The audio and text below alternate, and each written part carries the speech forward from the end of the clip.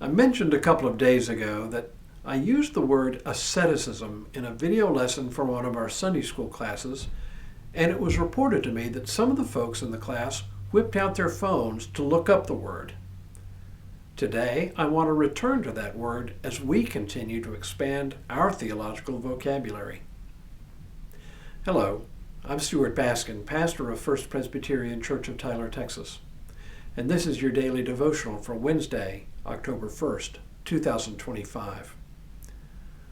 I also mentioned the other day that one of my favorite authors, Kathleen Norris, wrote a book called Amazing Grace, A Vocabulary of Faith, in which she explores theological terms that many find unfamiliar or off-putting, or at least they don't understand the words in their theological contexts. Unlike me, she writes beautiful narratives about her experiences that shine a light on each word. Me, it's more like I'm writing essays for a final exam, but I try to tell stories but find myself falling flat. In one of her last chapters in the book, she writes about asceticism, and she makes it make good sense. So when I use the term asceticism, like a lot of people, I often use it in a somewhat pejorative sense. But her beautiful essay reminds me that at its core, asceticism is a wonderful Christian practice, unless we take it too far. It's the taking it too far part of asceticism that we often associate with the term, and the reason we say it in a pejorative sense.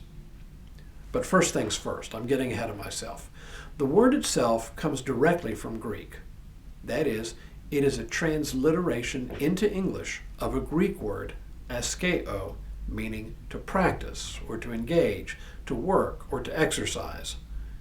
In English, it has taken on religious overtones not fully present in Greek. It has come to refer to religious disciplines of self-denial, which, if you think about it, can be a good thing. In fact, we all practice asceticism in some important ways. We put spending off in order to save for retirement. Parents give up both precious sleep and time spent doing things they might have done before becoming parents in order to care for and nurture their children. These are good ways that we talk about asceticism. But I recently read about something called the 996 work culture. It started in some Chinese technology companies, but has now found its way into the U.S. It refers to a work schedule where one works from 9 a.m. to 9 p.m. 6 days a week. 996. If you think about it, anyone who willingly works that kind of schedule is practicing a form of asceticism, but a particularly noxious form of it. It seems to me like a good example of the kind of asceticism that gives the practice a bad name. But Kathleen Norris suggests that asceticism, properly understood, isn't about such extremes, which only tend to foster a kind of bragging culture, as if to say, look at me and how hard I work. No, the kind of asceticism that people tend to practice is invariably self-centered. But properly understood, asceticism is a kind of exercise, whether physical or mental or spiritual, that points us to other people. She writes, as in traditional religious asceticism, the danger is that the experience of deprivation will allow a person to become self-absorbed, either self-pitying or self-aggrandizing. But to get to the heart of asceticism, one must ask, what is it for?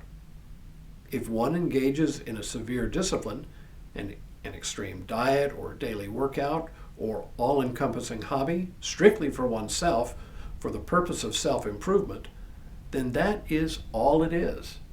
It may even disconnect us from others, taking up so much time and energy as to weaken our commitments to family and friends.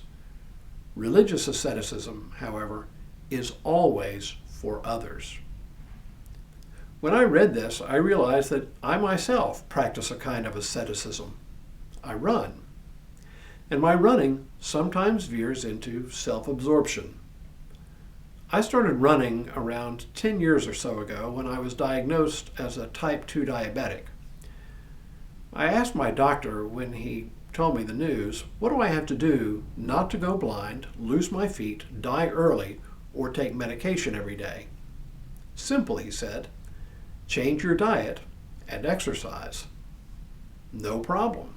And actually, it really wasn't much of a problem because I had an internal motivation, the future possibility of grandchildren.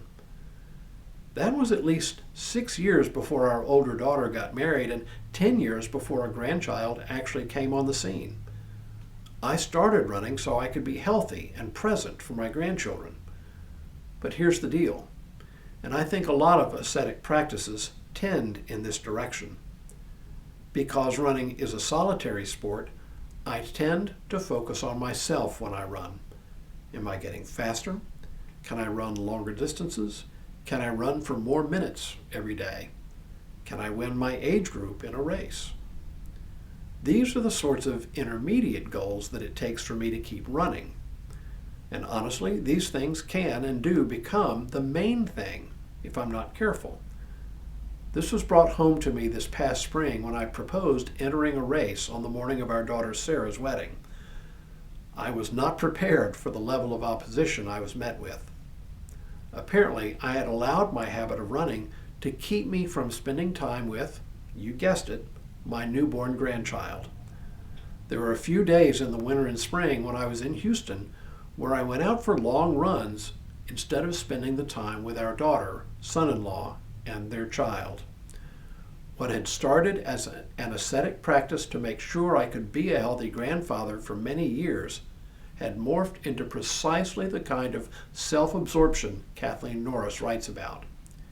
It is an excellent example of how even our best and highest efforts can become objects of self-absorption, and how even our efforts to exercise self-discipline through self-denial can become forms of self-indulgence. How ironic is that? All of which is to say, there are forms of asceticism in our religious practice that are good and healthy.